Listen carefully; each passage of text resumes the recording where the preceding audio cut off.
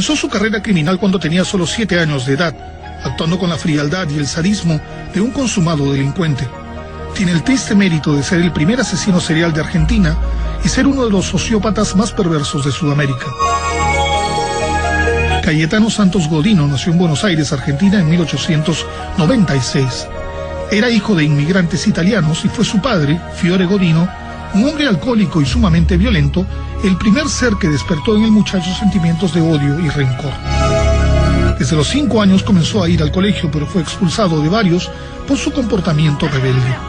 El pequeño prefería vagar por las calles y descampados e iniciarse en la delincuencia. A esa tierna edad ya torturaba animales como aves, gatos o perros y se quedaba observándolos mientras agonizaban. Fue también por esta época que empezó a tener gran fascinación por el fuego.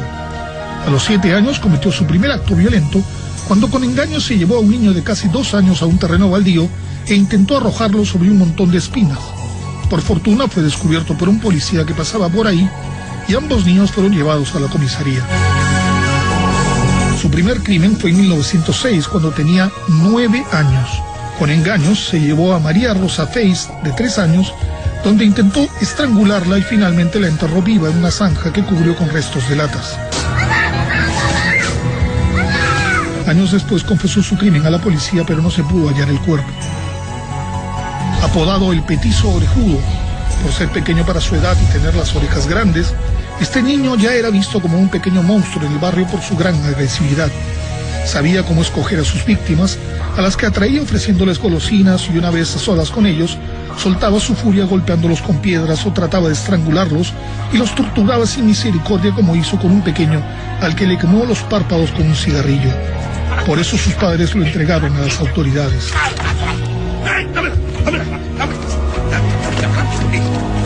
Cayetano también fue responsable de numerosos incendios en la zona. Decía que le gustaba ver cómo todos se desesperaban por apagar el fuego y cómo algunos bomberos salían heridos en el intento. A los 12 años fue enviado a un centro para menores problemáticos. Salió a los 16 mucho más endurecido y violento. ¿Qué, te moriste? Te moriste. Te moriste, te moriste. Incendió más lugares, mató a puñaladas a un caballo y cometió más ataques a niños. A esa edad perpetró sus 3 últimos crímenes. El primero contra un chico de 13 años que apareció golpeado, semidesnudo y estrangulado. Luego contra una niña de 5 años a la que le prendió fuego y que falleció tras 2 semanas de agonía. Y contra Gesualdo, un niño de 3 años a quien ató, estranguló e introdujo un clavo por la oreja para asegurarse de su muerte. Tras ser capturado, confesó sus 4 crímenes y decenas de intentos de homicidio frustrados. Fue recluido en un hospicio para delincuentes trastornados y años después en un penal en Tierra del Fuego, donde murió en 1944 por causas dudosas. El reporte decía hemorragia interna por una úlcera, pero se cree que fue golpeado por los presos luego de matar a un gato que era su mascota.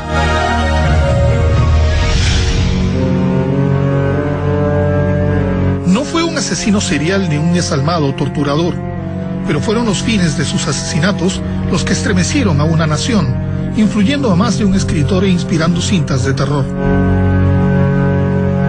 Ed Gein nació en Plainfield, Wisconsin, en 1906.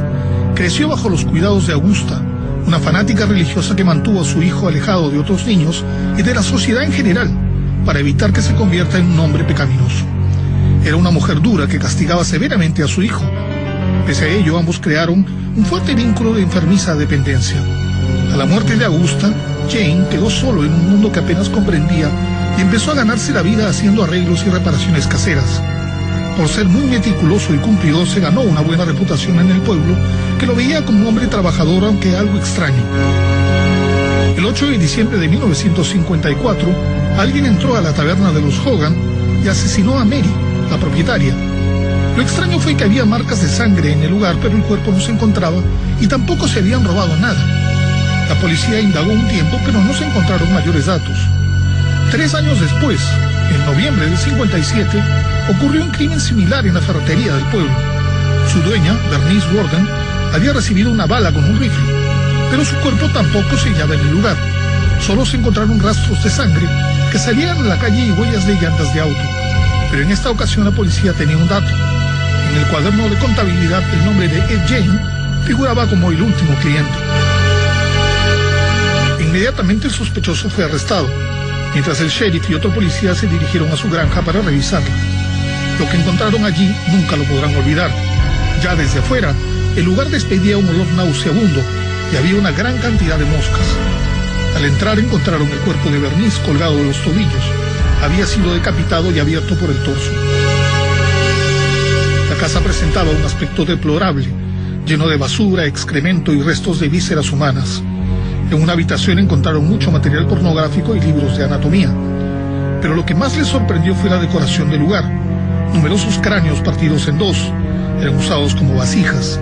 Muchos muebles estaban hechos con huesos humanos y había lámparas, mangos de cuchillos y hasta un chaleco hechos con piel humana. En otra habitación encontraron la cabeza de Bernice rodeada de máscaras hechas con piel y cabellos también humanos. La única habitación a la que no había acceso era el cuarto de la mamá de Jane, que había sido tapiado. Cuando interrogaron a Jane, este confesó los crímenes de las dos mujeres y contó sus macabras intenciones. Quería fabricarse un cuerpo de mujer con la piel de sus víctimas, ya que había descubierto que era homosexual. Asimismo, el inusual decorado de su casa lo obtuvo de profanar varias tumbas del cementerio de Plainfield, y su intención era abrir un día un museo en el lugar. Jane fue declarado enfermo mental y murió en 1984 en una institución psiquiátrica. Su historia inspiró a los personajes de Buffalo Bill del libro El silencio de los inocentes y el de Norman Bates de Psicosis, e inspiró a Tom Hooper a escribir el guión de La masacre de Texas. Vamos a la publicidad y regresamos con la recta final del programa, con las historias del médico nazi Joseph Mengele, el caníbal de Brooklyn, y además con la legendaria historia de Jack el Destripador.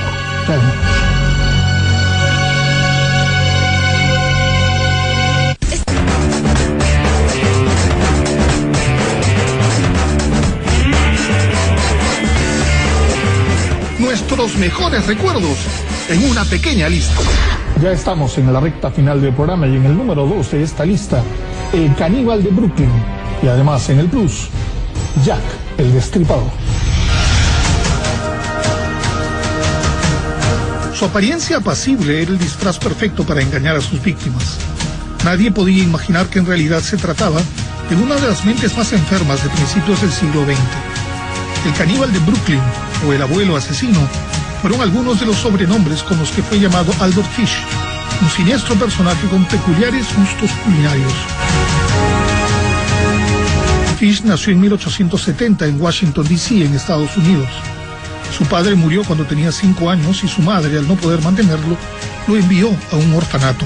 En este lugar fue azotado y golpeado con frecuencia, pero al pequeño Albert, en vez de disgustarle los golpes, disfrutaba con ellos y esperaba con ansias ser castigado. Este gusto por el dolor físico fue en aumento a medida que crecía y exploraba diferentes formas de suministrárselo. Solía autoflagelarse con látigos de cuero, con espinosos tallos de rosas, introduciéndose agujas y alfileres en los genitales y debajo de las uñas, y otras aberraciones imposibles de describir. Ya desde los 12 años mantuvo relaciones homosexuales y a los 20 empezó a ejercer la prostitución. Con un historial de por lo menos 7 parientes cercanos con trastornos mentales, Fish sufría también de alucinaciones y de voces que le hablaban y le ordenaban castigarse y castigar. Es así que cometió crímenes sexuales contra niños y adolescentes. Pero fue una escalofriante invitación de un amigo marino el punto de quiebre para su nueva y pervertida afición, el placer de comer carne humana. Su amigo la había probado en China, en donde en tiempos de hambruna los niños eran vendidos para servir de alimento a otros, siendo los glutos la parte más preciada y más cara. Introducido en este horrendo placer, Fish planeó conseguir su primera presa. En 1927 secuestró a un niño de 4 años llamado Billy Gaffney, a quien golpeó por varios días para que su carne se vuelva tierna, y aún vivo cercenó varias partes de su cuerpo. Ya muerto lo cortó en pedazos y se lo comió durante varios días. Su segunda víctima fue Grace Butt, una niña a la que conoció cuando planeaba comerse a un muchacho que solicitaba empleo en un periódico. Lo visitó en casa de su madre ofreciéndole trabajo y fue presentado a toda la familia. Al conocer a la pequeña Grace de 10 años, decidió cambiar de presa y con engaños logró llevársela. Sus conocidos nunca más la volvieron a ver.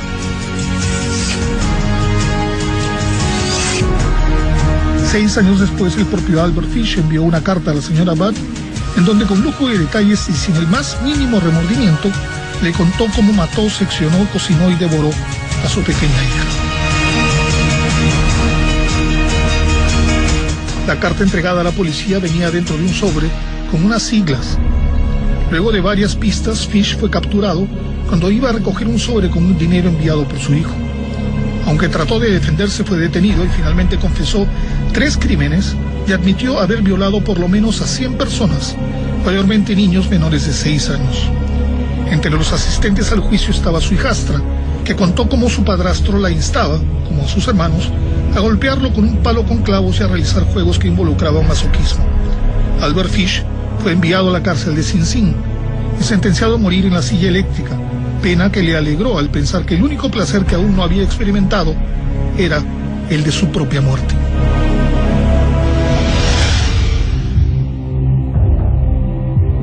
Es el asesino en serie más famoso de la historia y una de las más astutas mentes criminales convertida en leyenda.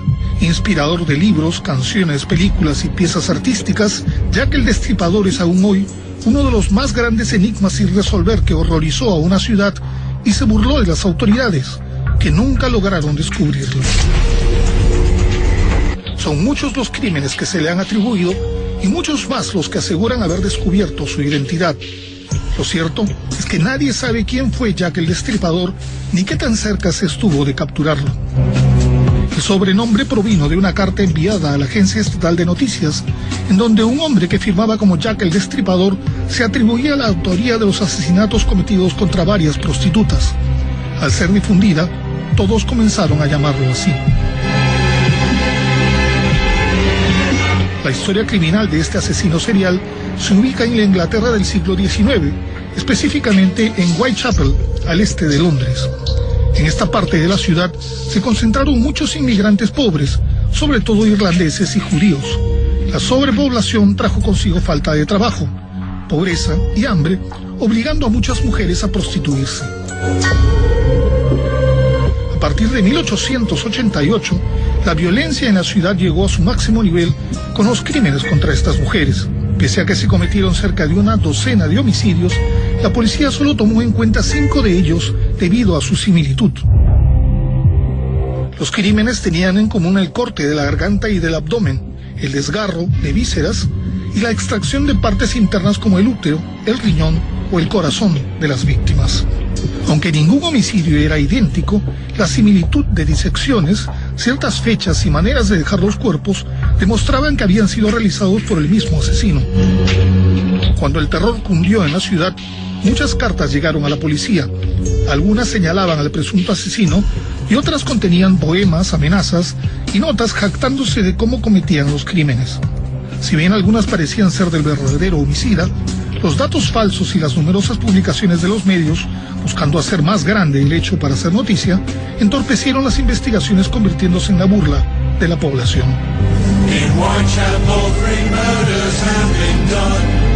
Tras la muerte de Mary Jane Kelly el 9 de noviembre del 88, se cree que Jack el Destripador dejó de actuar. Aunque hubo otras prostitutas asesinadas posteriormente, no se repitió el modus operandi trazado por la policía. Nunca se pudo saber si el asesino era blanco, moreno, de clase alta o pobre, ni cuál era el motivo de sus crímenes o por qué dejó de cometerlos. Los libros e internet están llenos de teorías que aseguran saber quién fue el famoso asesino en serie, y los que se han atrevido a realizar un perfil de él lo señalan como inteligente, astuto, hipersexual, solitario y tal vez melancólico. Lo cierto es que las miles de teorías, estudios e hipótesis han permitido que la leyenda de Jack el Destripador siga viva, a pesar de los años. Vamos al último corte del programa y regresamos con el número 1 de esta lista: las mentes criminales más retorcidas de la historia.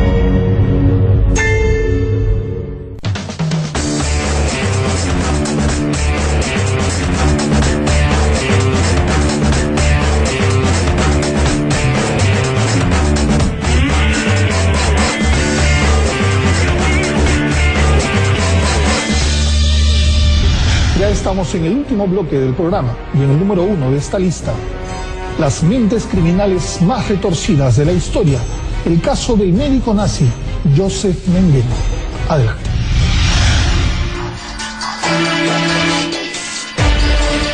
Tenía el poder de decidir quién moría y quién vivía, e hizo de los niños sus conejillos de indias para realizar los más sádicos y terribles experimentos. Joseph Mengele ha pasado a la historia con el sobrenombre de El Ángel de la Muerte, pues dejó tras su paso una estela de sangre y dolor sin el menor remordimiento. Nacido en Baviera, Alemania, en 1911, Mengele fue un médico y antropólogo obsesionado con la investigación con gemelos. Era antisemita y miembro del partido nazi. Tras varios años sirviendo en el frente durante la Segunda Guerra Mundial, resultó herido, por lo que fue enviado al campo de concentración y exterminio de Auschwitz-Birkenau, en donde fue nombrado médico. Mengele no quiso ser médico para curar, su interés estaba en la investigación. Una de sus funciones era pararse frente a los vagones de prisioneros judíos y separar a mujeres embarazadas, niños, ancianos y enfermos de los que podían servir para realizar trabajos duros. Los del primer grupo eran enviados a las cámaras de gas, aunque a veces los bebés muchas veces servían como combustible en los hornos, y las mujeres gestantes eran separadas de los recién nacidos para que no les dieran pecho, mientras controlaba cuánto tiempo se tardaban los pequeños en morir de inanición, es decir, sin comer. Mengele tenía una fascinación científica por los gemelos, experimentando con ellos en busca de la proliferación de la raza aria, a la que los nazis llamaban raza pura. Su fin era encontrar la manera de asegurar que las mujeres arias tengan gemelos rubios de ojos azules para repoblar el mundo. Para sus retorcidos ideales, utilizó a todas las parejas de niños gemelos judíos del campo de concentración, utilizando con estos los métodos más crueles y extraños. Los gemelos eran separados del resto de la población, tatuados con un número y llevados a un lugar especial. Diariamente asistían al laboratorio en donde se les extraía sangre. Se experimentaba haciendo transfusiones entre hermanos y según un registro quiso crearse a meses mediante la unión de venas. La operación fracasó y los niños murieron de infección. Otro de sus estudios consistió en la intención de cambiar el color de ojos de sus pacientes a azules, mediante la inyección de sustancias químicas causándoles severas infecciones o ceguera. Además, solía inyectar enfermedades como tifus o tuberculosis y realizaba cirugías sin anestesia, extirpación de órganos, castraciones, amputaciones y hasta intentó por vía química cambiar también el color de pelo a rubio mediante la aplicación de dolorosas inyecciones subcutáneas. Finalmente los niños quedaban con graves secuelas, morían o los asesinaban para seguir estudiándolos mediante autopsias. Durante la posguerra, Mengele huyó a Argentina y a Brasil. Lo curioso es que muy cerca de donde vivió se encuentra el municipio Cándido Godoy, lugar conocido por tener la mayor población de gemelos en el mundo, la mayoría de ellos rubios y de ojos azules. Se sabe que Mengele siguió estudiando embarazadas, sacándoles muestras de sangre, pero no se ha podido comprobar si es que por él es que hay tantos gemelos en ese pueblo brasileño. Bueno amigos, esto ha sido todo por hoy. Si no vio parte de este programa o quiere ver los anteriores, puede entrar a www.tutv.tv. Nos vemos el próximo.